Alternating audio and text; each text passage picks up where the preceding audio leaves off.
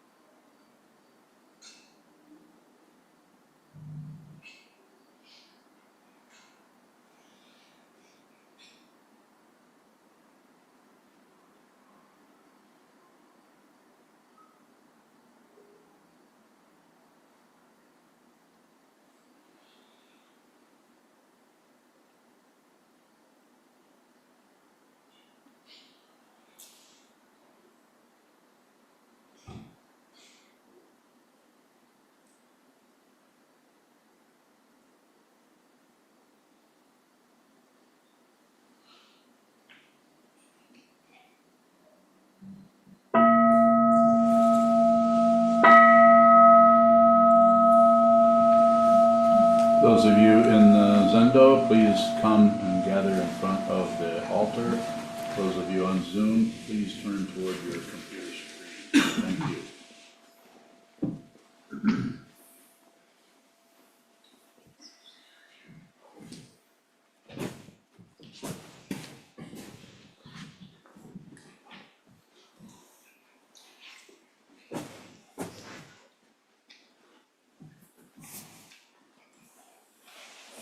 Before we have this evening's Dharma talk, we're right in the middle of Denko A, our fall 8-day session. So we have 20 plus, more than that, you know, how many people attending both in person and on Zoom. So, but this is the regular Wednesday night Dharma talk we do. Okay. So before I start that, I would like to say a little bit about our fundraiser that started, this was yesterday, the public part of it. It's been going on for a year or so, to raise money for the community mindfulness center that this community and every community needs to have, not just a place, a Buddhist temple or any kind of church or whatever, needs a place that to just train one's mind to see clearly what is happening in the mind, minus the dogma, minus all the other kinds of things that arise, beliefs and strategies around religious orientation. It's very simple, rather than run this way and run that way to find ways to solve your issues, problems, emotions, anxiety. There's lots of opportunities there to cover things up using what is available, but this is a way to uncover, sit down and actually observe what this is. There are people who have been doing this for years, can teach you how to do that in a community mindfulness center. Help us do that. Help us donate money. Help us build this mindfulness center. I want to give a little bit of history. Sokukoji started, well, actually, I met my teacher, Trungpa Rinpoche, in 1973. And after studying, going to Naropa Institute in 74 and studying with him, I started a meditation group called Dharma Study Group, reading, studying books that he recommended. That was in 1975. Now the same organization has morphed to different directions. And right now, as of this year, there are 2,500 YouTube subscribers, 1,200 Instagram followers, and I don't know how many TikTok people, but 900 TikTok TikTokers, and 16 full-time residents. How many of those are fully ordained monks? 14, 13, 12, 11. So, okay. 4 part-time residents, and we in 2010 we had just this building, and now we have 8 buildings. I think 8 buildings, houses that are very close to each other, if not in the same. I think 4 of them are actually in this, all the properties all hooked together. So help us do this. Help us provide this this space so anybody, not just people who want to learn about Buddhism necessarily, but how want to work fundamentally with their mind in a very direct, straightforward way. Mindfulness. So this evening's Dharma talk has an interesting topic or title, and I wish to cover this, and when I give you the title, kind of a statement that is kind of maybe a little bit off-putting, or you might immediately start to disagree with. That's the idea. That's why you have that. There's space up here.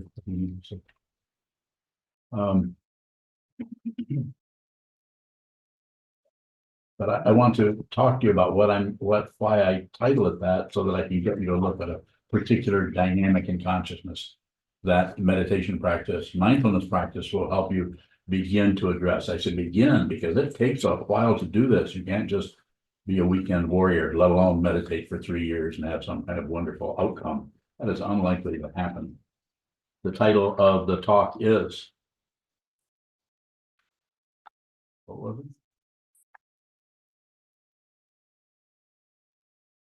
Doesn't matter what happens. It doesn't matter what happens. Just in case you didn't hear me, it doesn't matter. You know what matter is? It doesn't matter what happens. The whole idea of an occurrence in the first place, the whole idea of matter in the first place, and the whole idea of the word doesn't, and the whole idea of happens. Look closely at what those words, those concepts are pointing towards. Those concepts are not what is being brought about or implied or pointed out here, just like a recipe is not necessarily a meal. Well, of course it matters what happens. If we want to get this, then we need to do this, this, this, and this in order to get that. It's just that on the spiritual path, which also involves in more ways than one would possibly imagine or conjecture, the psychological path, which is tied in with a fundamental understanding of who this is, and what we're up to. What is it to be alive and be a living being? And when I say it doesn't matter what happens, what I'm endeavoring to help you see is that the outcome of something means a lot if you're trying to fix the tire on your car. But that's the tightness, the complete relative cause and effect structure is extremely vivid, extremely in your face, and has no outliers in terms of, well, maybe this will happen, or maybe this will, maybe that won't agree, or maybe this will disagree. Whereas, even though there's some there, you might not be able to find anything your jack might break, or possibly you might have 2 flat tires instead of 1. I mean, it could be very simple kind of things that go awry, even in the mundane world, which is pretty predictable. But you cannot predict anything in the mind stream. This is why some people who seem to be living a very nice, loving, happy life suddenly go into deep difficulty, anxiety, or depression. And then what does our society do with it? And again, when I say, what does our society do with it? I'm not saying it's wrong to do this. I'm just saying it is a particular way that maybe this is what you need to do. Drug yourself to cover it up or to stop it so you don't feel bad. This is a misunderstanding of the nature of the mind, the nature of the spiritual path. The nature of the spiritual path, as it's understood over here, is to see what this is, not to come in and start working on it, preparing it, covering it up based on what you think it is. If there's no mind training, you may be very unlucky to have a powerful intellect and a powerful thinking process that won't even be open-minded or well-favored enough to even look at another option, because you're so completely happy and satisfied with what you think. Ever had that problem? I'm talking to you. Yeah. And who else? I have that problem. That's how I know about it.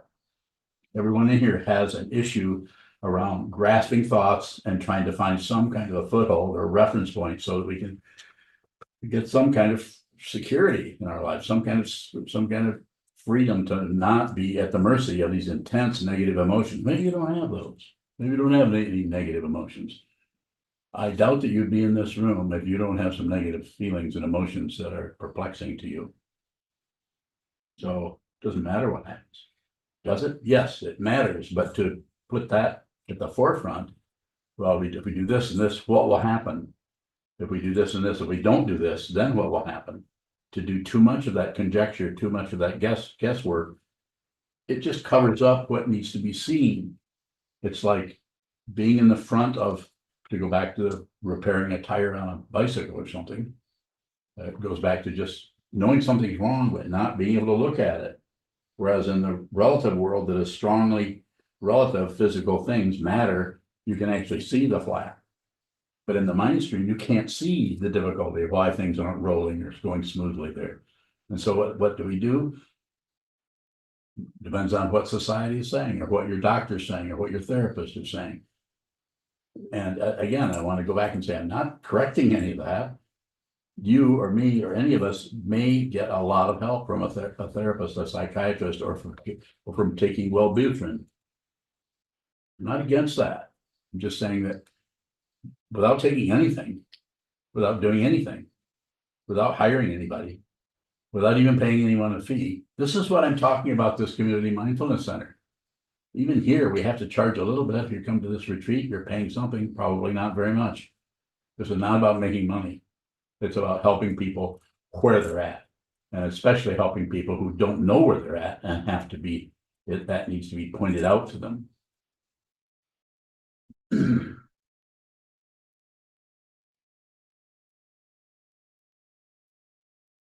So this is about assisting people who have the openness to even try something, to come into a community mindfulness center or into a meditation hall, a Zendo, study these particular teachings, if you want to go that far into it, about what this is about, how this works. It doesn't matter in the sense that if you focus on that too much, on the spiritual path and on the path of working with the mind stream, working with the psychology, you go too much into that, then you misunderstand. And when I say misunderstand, I'm saying it's a big deal. You misunderstand what is happening in the mind, you try to fix it. There's nothing to fix. If you go take an attitude towards the mind, you're trying to fix something, then what you will do is you will work on something you will actually manufacture the defect with your thought, your mind, with your concepts, your ideas, your judgments, your evaluations. They're called symptoms.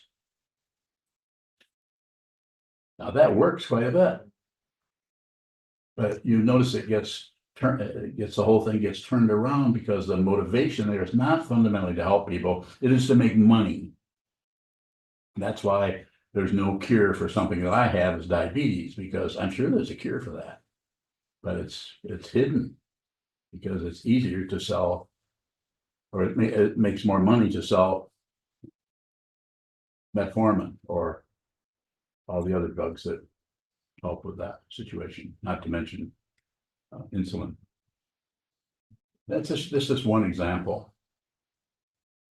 That would give you an idea how complicated just the relative area where you can actually have a chemical that's a thing, or you have all of the other things that are used in science that have a dynamic that is somewhat traceable, somewhat has some kind of evidentiary to it, so you can track what it's doing.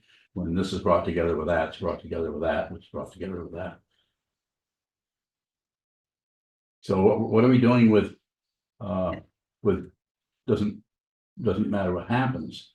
What I'm endeavoring to do, I think I said that in a talk with Sunday maybe, and I have some people's when I'm saying we want to have a community mindfulness center, but it doesn't matter what happens. This doesn't mean we don't work like hell with our intention. All the energy needs to go into intention, because you don't know what's going to come out the other end. But if you start trying to focus on something, I'm not saying don't have a goal, but I'm saying to focus on the goals of misunderstanding, not only in the level of the spiritual path, in just about every other level. I'm happy to respond to questions right now or in 10 more minutes after I talk some more. Yes. If we're engaging with someone who is very sick, in pain, poor, homeless, and we're endeavoring to hold that idea of it doesn't matter what happens, we're certainly not going to communicate it that way in that interaction. So how? This is for you. This is not for them. I'm not going to tell somebody who has no way of even access, who has been trained, conditioned, excuse me for interrupting you, but it has intense conditioning. Please don't help anybody without their permission. And if they ask you for help, make sure they're ready to help receive the kind of help that you might be prepared to give. And maybe the only thing you can do with that person is feed them. Maybe the only thing you don't try to necessarily change somebody's understanding or psychology or belief. Be very respectful. I've said this dozens of times. Be very respectful of people's confusion. And if you are, then it's possible, if you're not in there trying to judge them or evaluate them or change them, then you start to see kind of behind the scenes of what has been happening to them, maybe for their whole life, the conditioning of having to push, fight, grasp. Go ahead. I think more what I'm trying to understand is if someone, say someone comes into the Community Mindfulness Center and they are Yes. suffering in that way. I think it seems to me that holding the space of that, holding that intention in our own mind, in our own way of interacting, might be a way to be helpful to not interfere. And I'm just trying to get a better understanding of how that interaction might happen skillfully. So first of all, I'll try to address that. First of all, don't hold an intention. Return to it. Don't hold anything. Anytime you start to maintain anything, then it turns into a concept, because you know the way you can't hold on to consciousness. And there are no separate things anywhere. If you think there are, you'll be deluded by your imagination, and you'll think this is real and that's unreal. This is successful and that's unsuccessful. This is what happens. Don't maintain it. Return to it. Return. In our situation, you return to the attention to be with all things. Whatever shows up, don't agree, don't disagree, don't ignore. It's just there. It's just occurring. Yes, sir. Shoto bowing, just watching the Community Mindfulness Center take shape, like literally with the architect. There was a lot of times I noticed that you would have to kind of push them back into line with what you were wanting, because they would drift off with the drawing. Or were you concerned with the outcome with the building? I'm still concerned with it. So yeah, I'm very concerned with outcomes. I am very. But it's not about maintaining that. It's about returning to it. The picture that keeps showing up that is irritating to me is that we gave them photographs of the sculptures that I ordered from China, were custom made, a figure of the Buddha, a figure of Ananda, and a figure of Mahakashyapa or its attendants. I wanted them to use those. I must have given them photos at least once or twice, didn't I?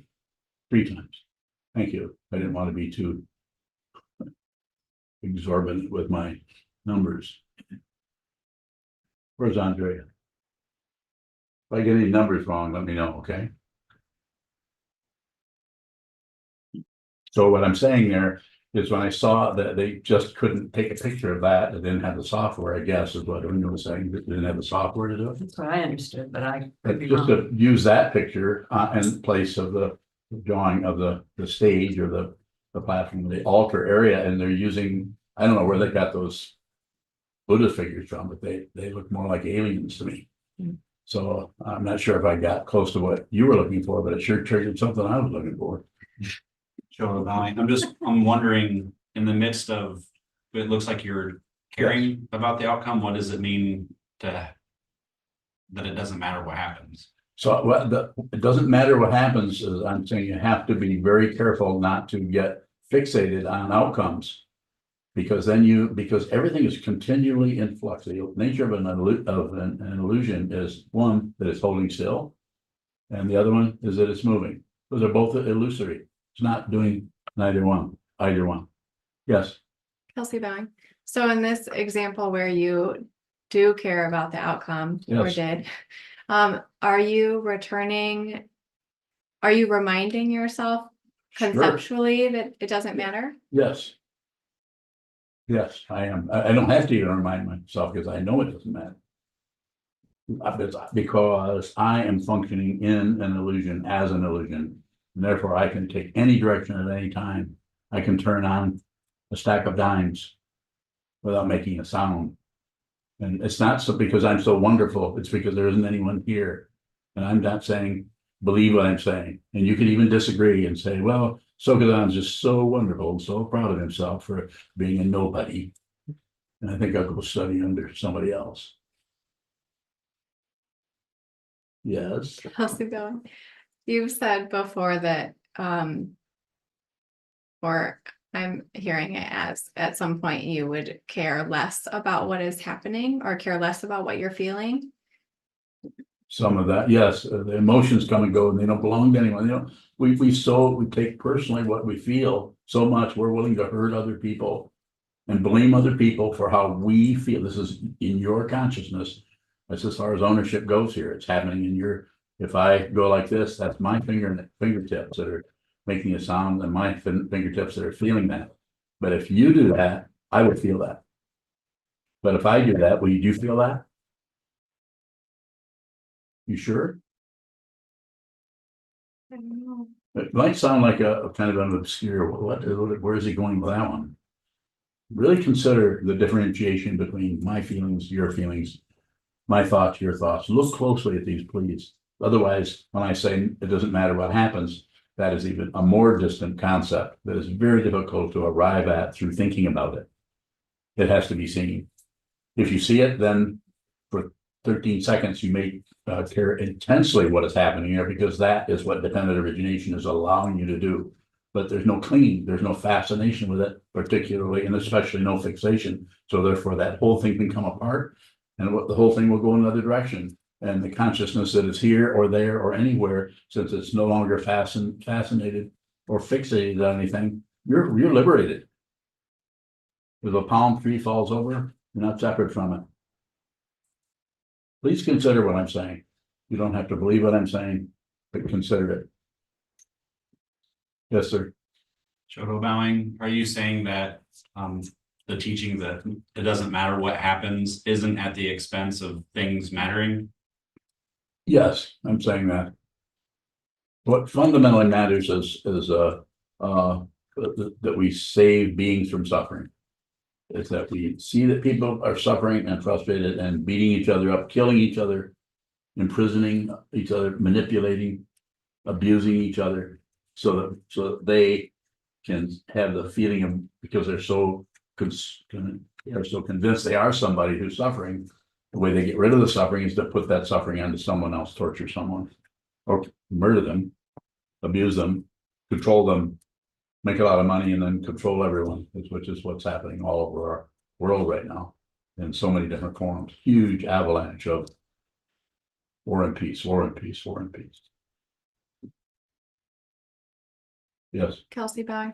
So the irritation that you had just now, is it that it feels personal at first and then it changes, or? No, it feels personal all the time. It feels personal, but there's no person. This is what I'm asking you to, all of you are sitting here and all of you are online. I'm asking you to look at the wall, look at the floor, look at the backs of your hands, look at something that is not moving, and observe what moves in the mind to keep it, make it very minimal, come right down to a very simple, basic point. In Zen, it's called still point, the still point, where everything just stops moving and you begin to see what continues to move. And is there anything moving? Find out.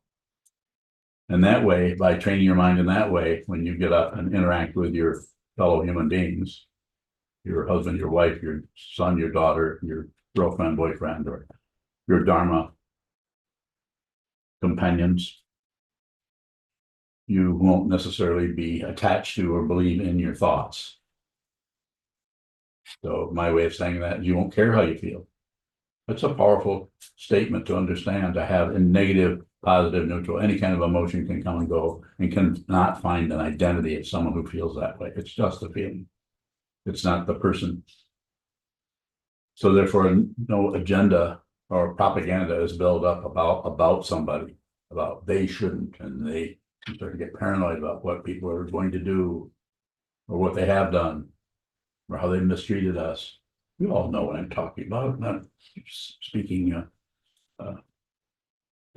Armenian.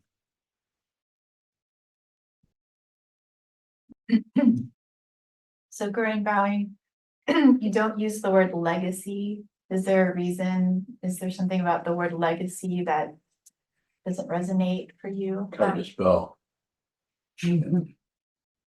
Legasy, SIE. See, No, I don't mean to I'm not mocking your question. I'm just saying that, I'm not saying there isn't a legacy. My legacy, if I have any legacy at all, it's in you. It's in people that are listening to what I have to say. And it's in my Dharma ear, Jason. And I don't know I have no idea. And does it matter? No, it doesn't matter what happens. What matters is the intention. I have the intention to rattle your cage until you see that there is no cage. And that may not be comfortable for you, and it's going to get worse. I'm getting older and older and feeling more and more cranky.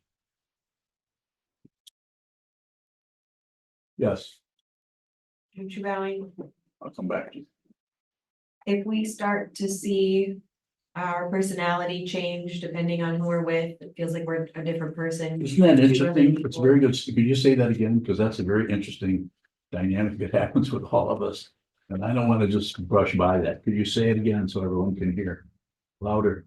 If we start to see our personality changes depending on who we're with, and it feels like we're a different person to every person, Yes. why isn't that enough to show us that there is no solid self? It is enough. It is enough. If you just receive that and you do nothing with it. But what we do is we do something with it. We might blame the person we're with and think that we can get away from that person. That's why it's been said that everyone is your teacher. Anytime you come in contact with anyone, some teachers are more difficult than others. Everyone, if you become a student, then everything is your teacher. You can learn from everything, everyone, every situation can be a teaching for you. But don't we all, do you have that experience? Do you seem to be different with different people you're with? You, I certainly do. I know I function differently as a teacher.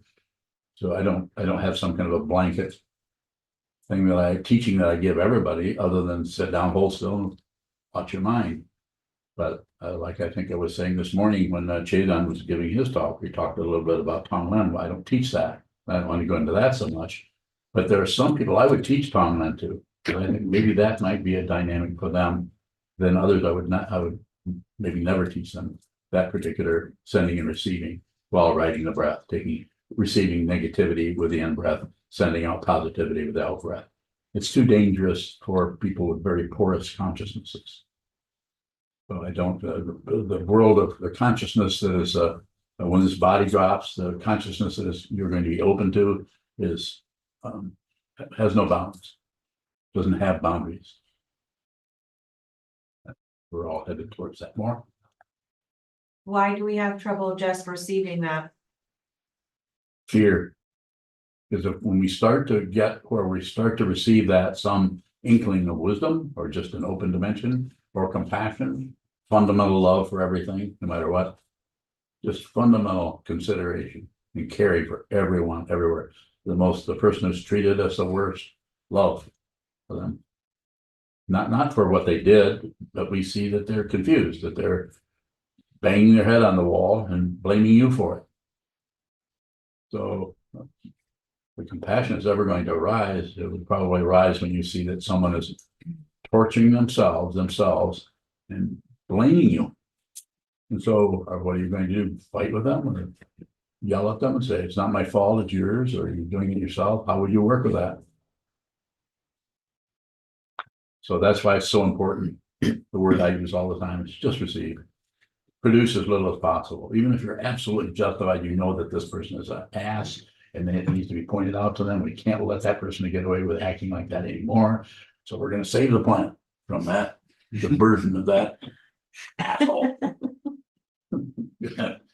Lock them up, accuse them, or make sure that's in the paper. Look what they did. Look, we're doing it all the time. Less is better in that regard.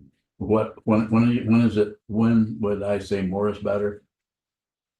You see, listen, see without adding, listen without particularly commenting or interpreting. It's very, very difficult to do. Yes. Beyond bowing, you just spoke of a lack of boundaries when the body dies. in consciousness. Yes, Is there a boundary shift that occurs when you see the truth before your body dies? Is there, yes, what's happening in that boundary area you're talking about? the boundaries become situational. They fall in line with the fundamental understanding, which is pratitya samutpada, or dependent origination. So that's why it's been said that before enlightenment, chop would carry water. After enlightenment, chop would carry water. Nothing fundamentally changes. It can't be talked about relatively as some kind of something changed. I could say a little bit more about it, should I? Yeah. Nothing happens. All of the things that looks like things were coming and going, just stops. So then only what occurs is just what occurs. There's no commentary on it. There's no otherness to it.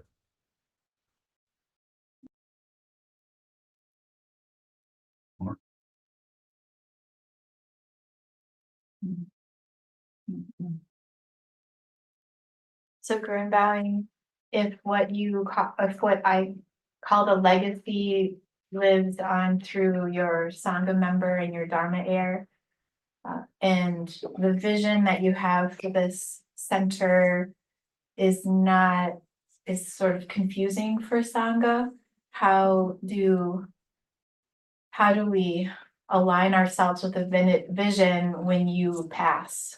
So get this built, invite people, no matter, no credential. They don't even have to have a cardboard sign saying I'm hungry. Just anybody that's here, anybody that hears about this.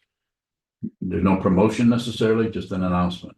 Meditation or mindfulness classes every night at 6 o'clock, no charge.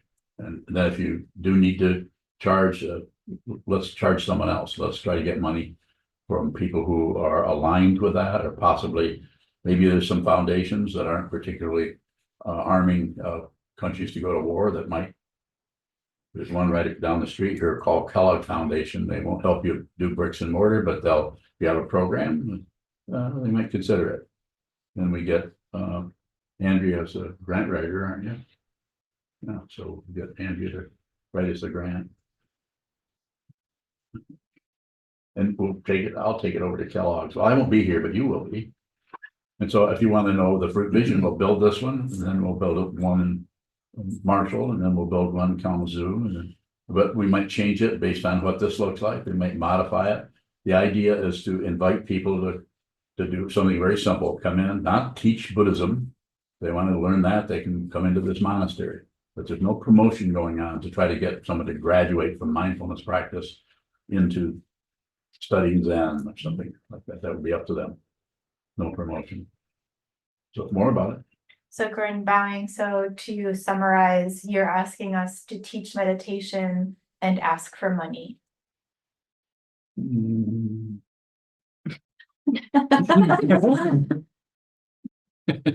What?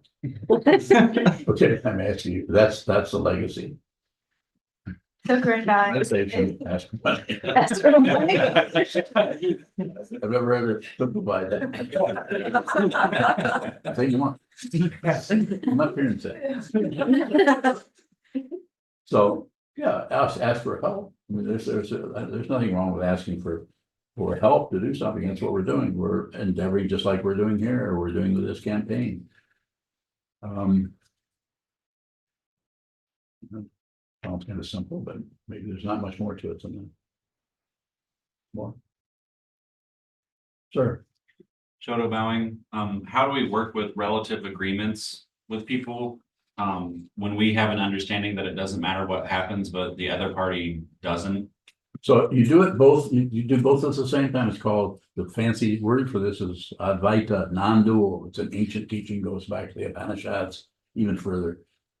There's no two things anywhere. But if you're in the illusion and you're working with people that believe that they're in the illusion, and you see that you believe that you're in the illusion, you also have an understanding that's going beyond that, because you've heard these teachings and you've begun to work on that. Otherwise, why would you, if you don't have some glimmer that everything's an illusion. What are you listening to me for? I'm not trying to chase you away. I'm just saying with great confidence, I don't need proof. I don't need evidence. I'm not a detective anymore. I was for a while. You don't need proof of this. You just need to see what everything that you need to know is right in front of you. This is called the jewel mirror samadhi. The samadhi is not separate. The jewel mirror means a very, very valuable situation where you look at something and see that it is mirror-like. In other words, you are looking at consciousness only. This transcends everything, transcends life and death, transcends all the polarities. You think of any polarity, all you have to do is think of one thing and you'll find its opposite. Transcends all of that. It's consciousness. You want to know what this biological form is? You call me, you tuck in bed every night, or you take to the bathroom, or run past the refrigerator and say, who left the door open? Everything's gonna, you know how that happens?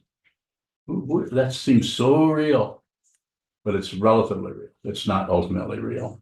And I'm endeavoring to point you to your consciousness so you can see that the fundamental understanding is this is ultimately real. It does not matter what happens. Does it matter? Of course it matters, but it matters on a level that we can address in a very pragmatic way. We don't necessarily want to take that something matters and just trash everything. It's a spiritual path, not a mundane path, but it does not leave the mundane path behind. We need a building. We need food. We need clothing. In this case, with the clothing we have and many people are wearing monk's robes so that you can remember what your life is about. Your life is devoted to others. If you're wearing a monk's robe and your life isn't devoted to the service of others, you're relieving the suffering of others, however that shows up, then you might want to consider putting that robe on the shelf and going back to doing whatever you thought was interesting or fun or valuable before. Go ahead.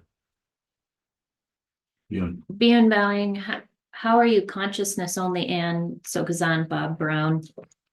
Don't use that name. Just say Bob Brown. Bob Brown. Okay. What do you want to know? How are you consciousness only and Bob Brown? Just like that. Not separate. It's not separate. You're the one that put in the and. I didn't. You see what I'm saying? A little bit, just a little bit. The mind just does that. We want a position. We feel threatened. I'm not saying you feel threatened, but I feel threatened. But I don't care because nothing is threatened. I often say, I've been saying this for years, trying to get you or anybody to come and challenge me. If you think I'm full of myself, or if I'm arrogant, you're probably right. I am. I'll do anything to help you, including look like a fool, look like I'm full of myself. That's what this is about over here. Yes. Bowing, you started by saying that in 2010-ish, 2011, you started a monastery. Yeah. And that seems like that was a goal, but you've often told us that it wasn't a goal. It was based on whoever showed up. So what is the difference between having a goal and you tell us it doesn't matter what happens and what you did in receiving? So it doesn't matter what happens over here. The intention is to do this. There's a good chance we'll be able to do it. And we need money to do it. Of course, we're already out past the leading edge of a monastery. The monastery showed up when a few people came and wanted to be monks. Where can I go and be a monk? They saw that I was a monk. I said, why not right here? And they said, I think it was two people, Chazan and also Shoka, who are both now monks, talked about that. Seems like there was one other person, but I think that person left. Yes, they did leave, as a matter of fact. They decided they didn't want to do this. But that was just very situational. But there was no intention to start a monastery particularly. But somebody asked me that, and it happened at the same time. They asked me then, well, you could stay here. I've just spent several decades training my mind. Didn't really have any experience living in a monastery, but I'd had enough experience being around that whole milieu of the way the mind is trained enough to see that I wasn't going to do it according to anybody's pattern. I was going to do it according to what I was seeing. And that's the same thing with the Community Mindfulness Center. I do this. I didn't think of the Community Mindfulness Center. Uno did. You remember that? I think we were standing and said, why don't we make this so a Buddha Hall? And then I think together we thought, well, it could also be a mindfulness center. Do you remember how that surfaced? It went different directions for a while. We weren't sure what we were going to do. It just did its whatever it needed to do. There was no real plan. But then as things came together, it came more like, well, we need to do this. We should do this. And then you came along. We saw we could put you to work. More. Divine, what's limiting about a goal? So we have this goal of a community mindfulness center, but you refuse to. Don't fasten on it.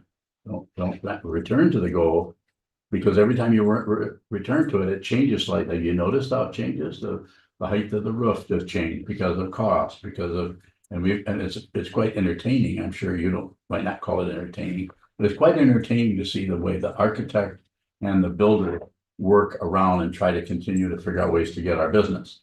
And are willing to, we change this way, and then they say, okay, we can lower the roof. Haven't you noticed that? What have you noticed that goes the other direction, that actually stops us or slows us down? Say it. Money. Not just money, I'm saying from their end. And I don't mean to criticize, we need their help, but I'm saying, don't you want to say something about that?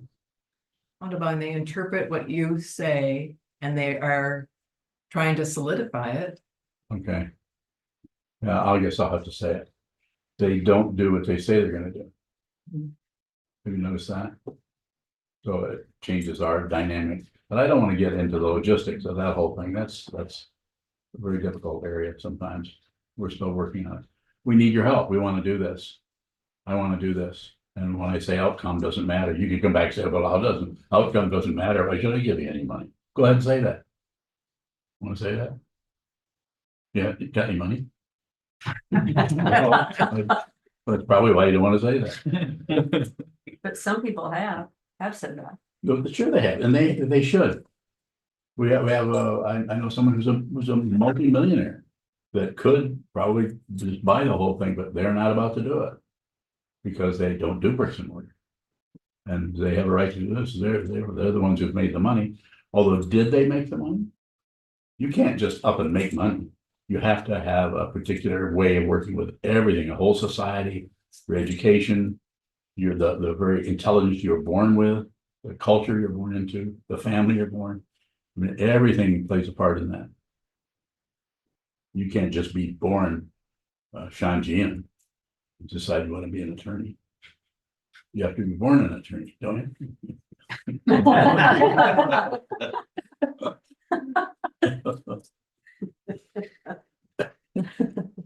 Yes. Shoto bowing with the idea of it doesn't matter what happens in the community mindfulness center. I wondered if it would be helpful to go in how that wasn't the first thing that even came up over here. Like there's already been work with architectural drawings or another idea. Oh, if you can elaborate on that, I'd be happy to look, because that's how things work. We were going to build a library, a different opening. We spent, millions, not millions, thousands of dollars on what most people would call it false starts, or, oh, we don't want to do that. But if these things just change, and I'm not in here to hold anything still. My main interest here is to help you, each one of you. If I look at any one of you in the face, and what do I want for that person? I want you to see who you are before your body goes back into the elements, which you may not think is going to happen. That's pretty much happened here. The body isn't gone, but the mind is completely shot. There's the desire for this or that. This is a desire. The yes is there and it's very intense. So guard your pocketbook. Yes. Know that other person right next to you there. Go ahead. So what's in it for you if we see who we are? I mean, why do you want that? I for us become to famous. I become famous. Wasn't he the guy that started the Community Mindfulness Center? Franchise. Yeah. See, now this is where that idea came from. Franchise.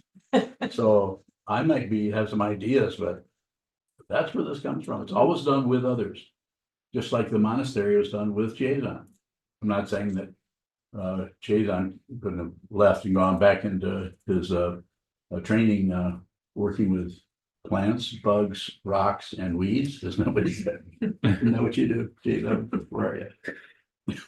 You know, in all the things that he was trained in, but he didn't. He decided he wanted to come this direction, so that's why he's here, and that's why he's a Dharma teacher.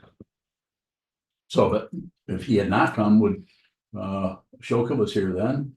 The other fellow, the Kaizen, was here, and that dynamic Kaizen was here, was very interested, but then he decided to go another direction, so that didn't happen. So you can't really see. The causes and conditions are so complicated. It's really hard to say what's going to happen next in any direction. Yes. Go. Kelsey Bowing, if it doesn't matter what happens, why, I guess the same question you now maybe is asking, why do you care if we see who we are before our body? Because it's not an occurrence. If it's an occurrence, then we're right back to trying to improve ourselves, be better. I'm not against that. Some all kinds of approaches to psychology, C.G. Jung, Alfred Adler, Freud. And you probably know more than I do, being a psychologist yourself. So all kinds of ways of working with the mind as a particular emotional, mental, and intellectual dynamic that is contained within a human form. But what is misunderstood there is a deeper dimension of that, which is consciousness only, which is not a separate being. It's just consciousness. And you, in a living form, as a human being, as a woman, you can actually return to that consciousness and have no goals, yet there's all kinds of goals. Have no desires, yet desires are everywhere. But take no position on anything. It's done in consciousness. It's like you've disappeared, but you're not going anywhere. That's why it's often said nothing happens. So therefore, you can work with the polarity of something happens, nothing happens. And so by this kind of a teaching, doesn't matter what happens, is contrary to it does matter what happens. So all I'm doing is taking the opposite pole for a while, but I can just as easily go the other direction. More about it if you have it. Hard to ask questions in this area that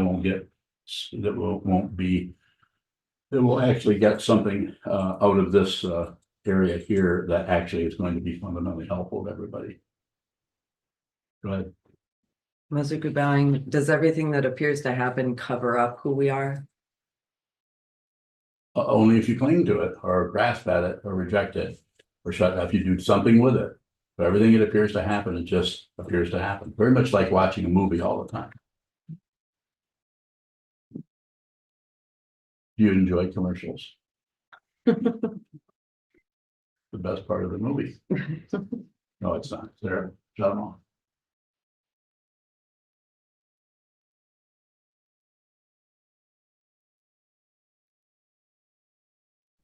Adriana Bowing. Go ahead, Adriana. If we feel very magnetized by something, a situation or a person, does it matter if we move towards that or not? Bowing. In terms of the title of the Dharma talk, doesn't matter what happens. So again, it's a very relative situation. There's no standard. When I say doesn't matter what happens, I'm not trying to set up a standard. I'm just saying you can consider really look at the attachment to anything, any kind of outcome, and see that you really can't make any demands on anything. You have no control over all of that.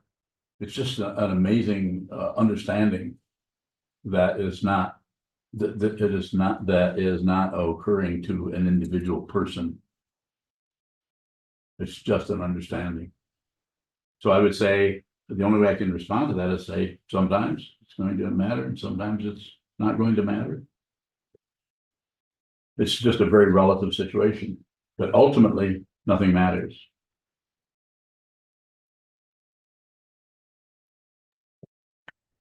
bowing. How can I relate that to the imperative for truthful communication or to communicate truthfully if nothing matters? Bowing. Well, there's no way you can open your mouth without lying. I'm not accusing you of anything. I'm not accusing you personally. I'm constantly lying. I've been saying this for years. Don't believe anything I'm saying. Find it yourself. Find the truth yourself. This is a relative structure that is relatively real. This is relatively real and has the other illusion is duration or time. That is unreal.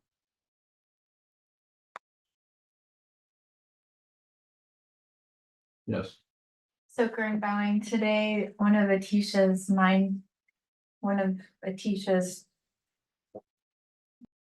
teaching slogans was about investigating the unborn mind. Yes. How do you investigate the unborn mind? How do you uninvestigate it? Yes. How do you investigate the unborn mind? How do you investigate something that is unborn? Yes. Well, you can't. That's how you investigate. You see, there's no way you can investigate. Why?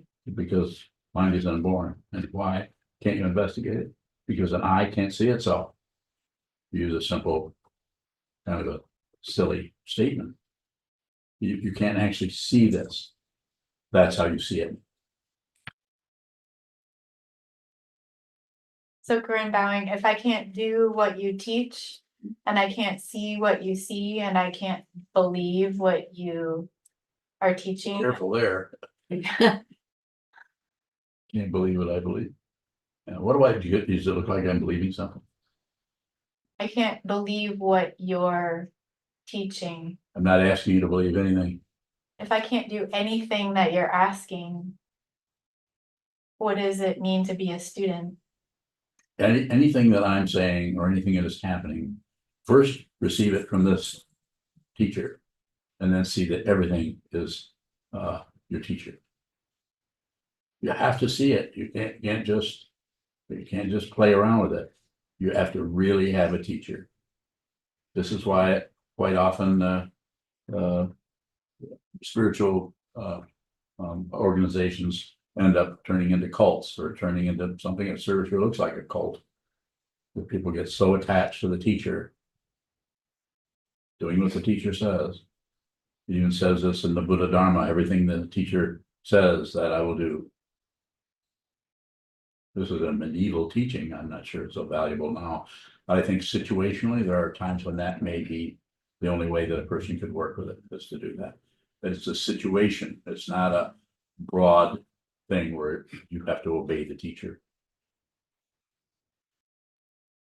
If you were to sit and talk to anyone in here who's been a student of mine for as long as you have or thereabouts, and ask them to write down what it's like to relate to me, you won't find anybody that will come anywhere near the way you talk about this relationship with you and me.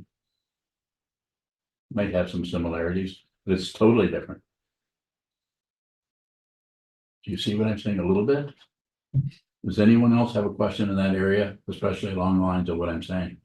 The way I relate to Senshu, the way I relate to Mozogu, the way I relate to Byun, or anyone, or to Fayun, different, very much different.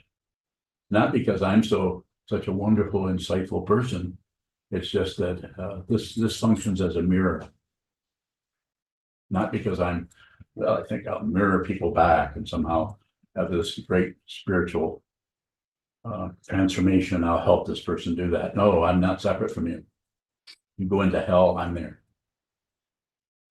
You go into heaven, I'm there. Not me, the old man, but the consciousness. I watch you come and go. Watch my wife, and my closest student. I watch Isan, who is my Jisha today. I watch what's happening. And if I see an opening where there's some aspect of what's happening with you where you can receive, then I may point to that. And if I see an area where you're shut down and you've given me permission to teach you, I may knock on that door and may not be too comfortable. You already know what I'm talking about, don't you? Or don't you? We have a question about that? Question? Something? How can we, Isambawing, how can we learn? How can we see our true nature by observing how you interact with us? Because what is happening is basically, I'm just encouraging you to train your mind, and then we might discuss the obstacles you're running into and the situations you're dealing with in your relationships or in your work or in your mind stream. So just, it's so different with each person. Some people are encouraged to practice in this way. Some have even told people in some occasions to stop practicing. Don't meditate for a moment. Stop practicing. Don't meditate. I've told some people that are living here to leave this area, leave the monastery. It's rare for that to happen, but sometimes it needs to happen. Just a minute. Go ahead. Isambawing, you pointed out accurately that you interact with each of us differently and it's mirror-like. If we're paying attention, Yes. can that help us see Yes. our nature? Yes, but if you're interpreting anything over here that's coming towards you, then you're shutting the teacher out. You're shutting out the teaching, you're shutting out the world. Not because the teacher is so amazing, so fantastic, and you have to have this incredible, Mr. Professor or something like that to point out everything to you. It's more intimate than that. It's overwhelmingly powerful. And each person, you're wiring yours, everyone in here. You come this way, that's what you're going to get from this person.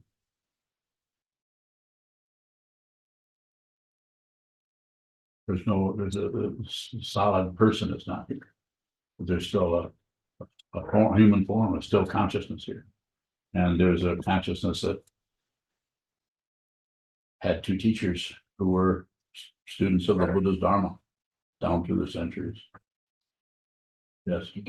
So Gurun Bowing, is there any common thread between in the way that you teach all of us, even though your teaching is different for all of us? Bowing.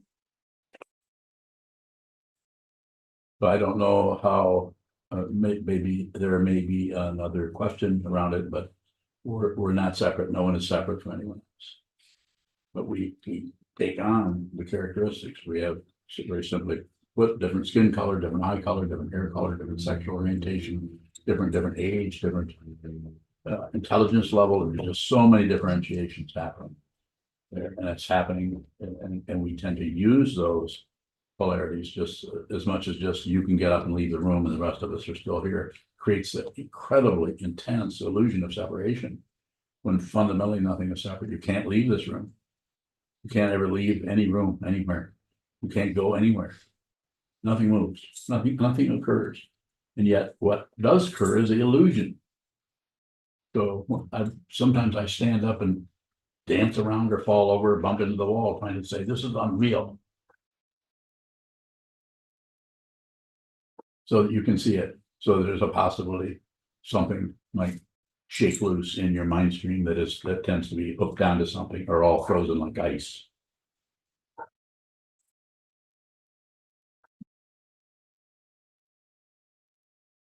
Is there a right or wrong response to the teacher? I don't think there's a right or wrong. But if there's a student, then the student will receive. And help.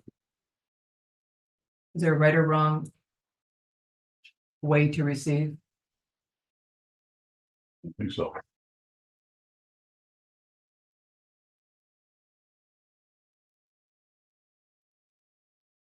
Don't you think?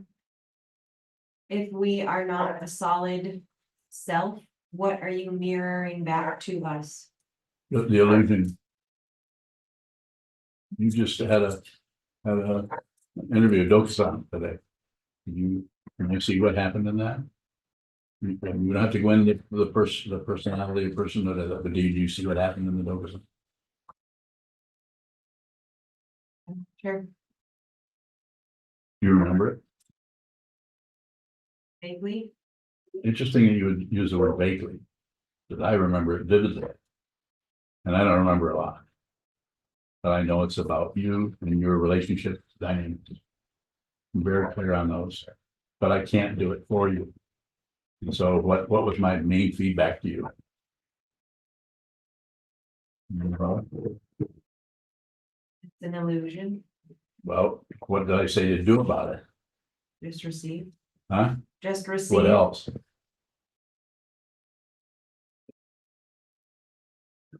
My memory is returning to me.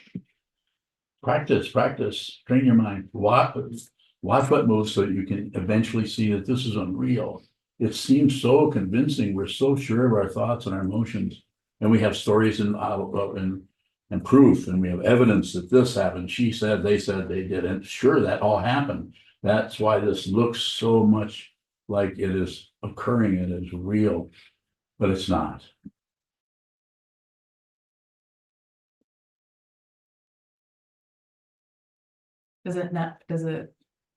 You say that it doesn't matter what happens. Is that because it's unreal? Yes. This is dependent. There isn't. You might come here, someone might come and say, oh, look what Sokuzan did, built a monastery. And I'm not saying that I didn't have something to do with it, but I didn't really do it. I just didn't get in the way of it. It looked like it was going to happen. It's not some kind of humility or something. It just, I didn't really do anything. Yes. When we hold on to a goal or we're so fixated on a goal, what do we give up? I can tell you, you give up all of the possibility, incredible possibility of what can happen in this illusion to fundamentally help others.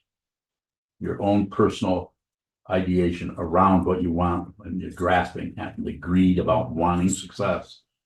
I'm not saying you can't do that. Some people are born into this world in such a way that they were gifted with just the ability to make money and have power. You see them everywhere. How did they get there? We call it good karma, bad karma. However you wanted to interpret it. But the important thing here is to see the truth yourself. Intend to see the truth. I'll help you do that. Sit down. That's why we have Denkaway, so that not so people can. That something's going to happen overnight, but a way to sit still in an environment where people have a similar interest, wanting to understand what the Buddha pointed at 2,500 years ago, and other teachers have pointed at down through the centuries. See what this is yourself, so you fundamentally know. As I've said on several occasions, I would love to have walked out of that high school over there in 1959 and walked into a community mindfulness center instead of into the Marine Corps, where I was taught how to murder people. So you can take that off, you can take that and say, well, we have to defend ourselves. What if what if my dad hadn't gone to Germany and been blown off the back of a tank in 1945? Hitler would have taken over. I mean, there's just so many ways that you can look at it. You can justify warfare. You can justify building atomic bombs, and I'm not denying that. But that's because you're talking about an avalanche that has been going on for centuries. And just because the Buddha arose 2,500 years ago and taught a few thousand people about the nature of the mind, and a few of those people talked to a few other people, and we have what we call a lineage of people down through the centuries who talked to each other about this, taught each other, helped encourage people to train their minds. So therefore we would not have this if it weren't for the lineage. If it weren't for my teachers, coming one from Japan, one from Tibet, I would not be here. I don't know where I would be, but wouldn't be here. I'll take one final question and then we'll close. We're already way beyond the ordinary scale of time here. Go ahead. Noka bowing. Question from YouTube or on YouTube from Mark.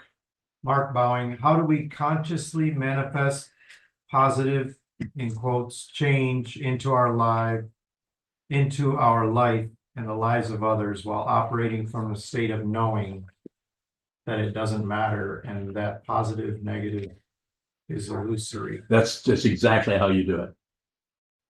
You have to do it that way. You just, the whole thing, you said, how do we operate this way? At the same time, we know it doesn't matter. That's how you do it.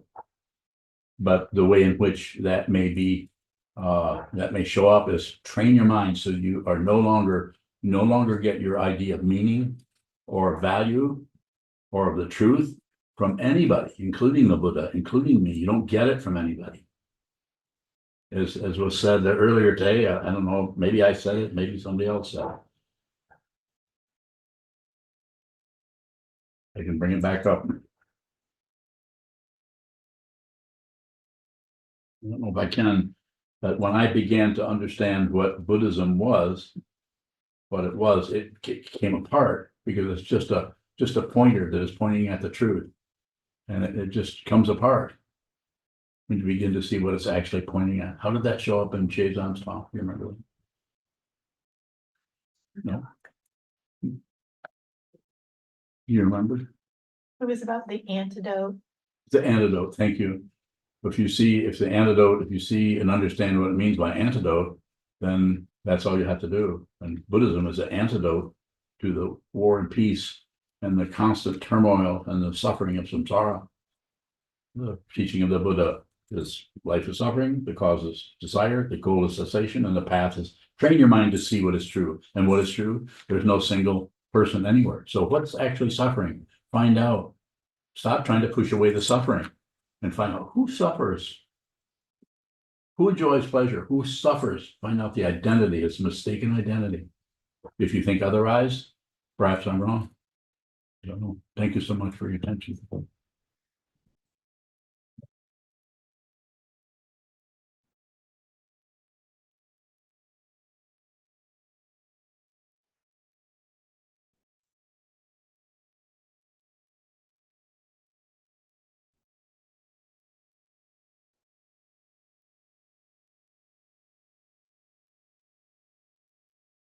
Penetrated to all places so that we and every sentient being together can realize the Buddha's way. Jio San Shi Shi Shi Son Bu Sa Mo Go Sa O Go Sha Mo Ro Bi. The 10 directions, the 3 times, all Buddhas, all venerable ones, Bodhisattvas, Mahasattvas, the great Prajna, Paramita.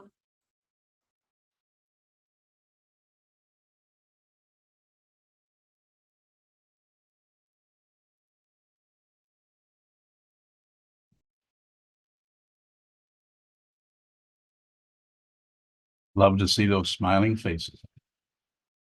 Are you ready for this? You gonna mess with me? Huh?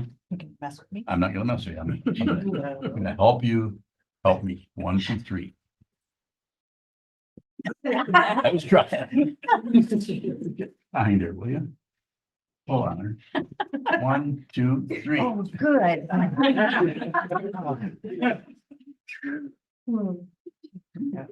Thank you for help. You're welcome.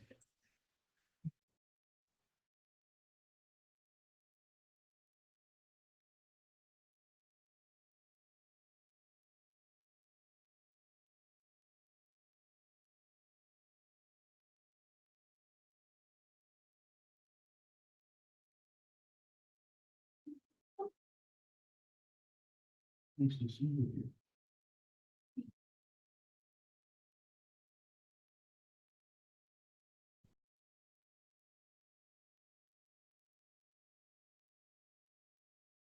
Thank you for getting me through. For those of you joining for Dankaway Retreat, we will return to the main, to the Dankaway Retreat Zoom line. Thank you.